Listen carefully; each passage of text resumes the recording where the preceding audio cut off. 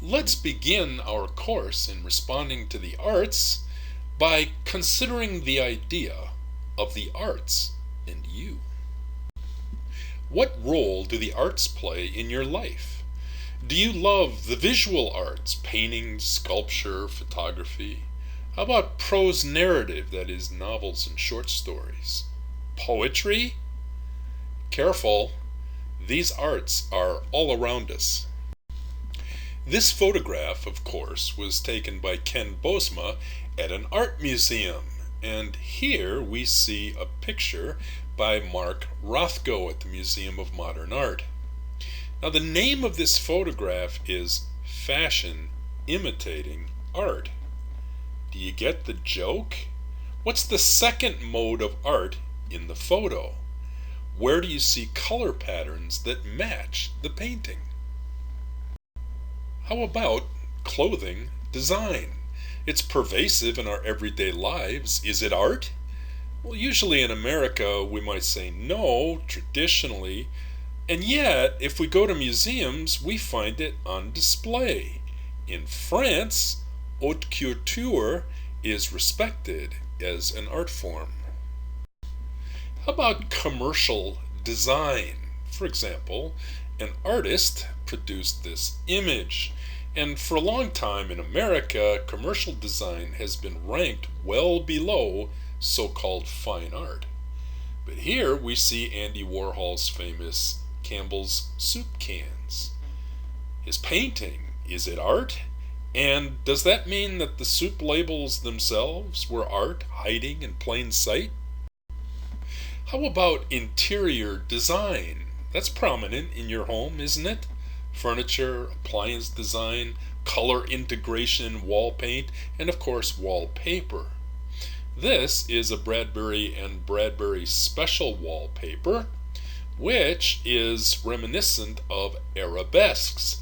And as we'll see, this is a Muslim art tradition which avoids idolatry by avoiding human and animal figures. What about this? Is this art? Well, it's a photograph of a child's drawing of a woman. Do you have children's art on your walls? How do you evaluate it? What skills do you see or not see? Does this qualify as art? Does art have to be a certain standard of skill before it really is art? What do we see here? This is more children's art, right? Well, no, actually this was painted by Henri Matisse, one of the giants of so-called modern painting. Does it challenge our assumptions about the qualities of art? Drawing, brushwork, perspective, the imitation of nature? What are the apparent values that this painter displays? Okay, well, how about poetry? Poetry, you might say. I've got no time for that. Well, here's Psalm 13. How long, O Lord, will you forget me forever? How long will you hide your face from me? How long must I bear pain in my soul and have sorrow in my heart all day long? How long shall my enemy be exalted over me? Consider me and answer me, O my God. But I trusted in your steadfast love. I will sing to the Lord because he has dealt bountifully with me. You know that the Psalms are sublime poetry, and later this week we're going to be looking at their technique. Say, I'll bet in the shower you belt out lyrics to some of your favorite songs. Is that true? Well, here's a song by Woody Guthrie. This land is your land, this land is my land, from California to the New York Island. Song lyrics, actually, are examples of poetry, lyric poetry.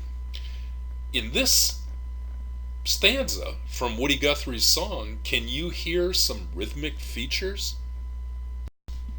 Okay, what is the scope for our course? Well, we're going to offer some introductory encounters with poems, prose narrative, usually short stories, visual art, sculpture, painting, and photographs. Now, there are, of course, other arts, drama, cinema, music, and dance. We just don't have time for them. We will treat song lyrics as lyric poetry. So, what about you? How much enthusiasm, how much knowledge, what kinds of preferences do you have regarding the arts? Well, I just know what I like. A lot of people say that. Well, what do you think of this?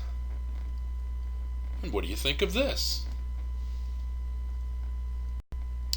You might be aware that this is one of the paintings of the water lilies that Claude Monet painted from his extensive gardens in Normandy.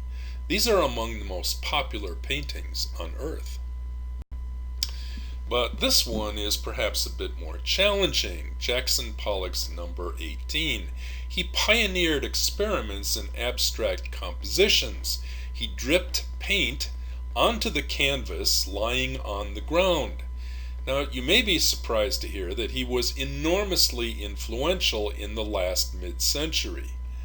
What do you think? Audiences, after all, have preferences, and they usually do so according to conventions, that is, established practices, whether in technique, style, structure, or subject matter, commonly adopted in artistic works by customary and implicit agreement or precedent rather than by natural necessity. Well, conventions lead to audience expectations. In Europe and the Americas, many people have conventional expectations of visual art. They tend to prefer representational art, which imitates some recognizable subject. They like that representation to be realistic. They like depictions of human form. Well, how do these match your thoughts and preferences? As we think about these things, let's notice that preferences change. Audiences learn how to read a style or genre that they hadn't understood before. For example, Monet and the Impressionists were initially despised by critics and by the public, who thought, well, that's not painting. Today, of course, this is one of the most popular painting styles on Earth. Okay, lots of artists depict the human form. Compare this portrait with this one. This painting of Dr. Johannes Cuspinian was composed by Lucas Cranach the Elder, one of the masters of the Northern Renaissance. And the Renaissance, as we'll see later, was a time when new techniques and ways to see were being explored.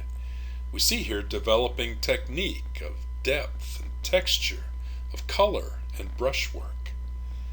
Do you think this might have some influence on your tastes?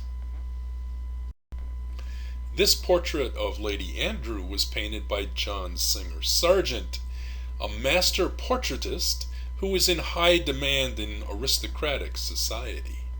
How does this painting appeal to mainstream tastes?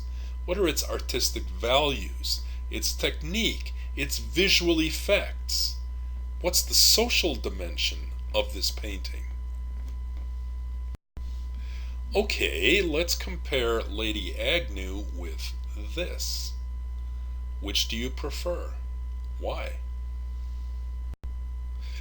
This is a breakthrough painting by Pablo Picasso called Les Demoiselles d'Avignon.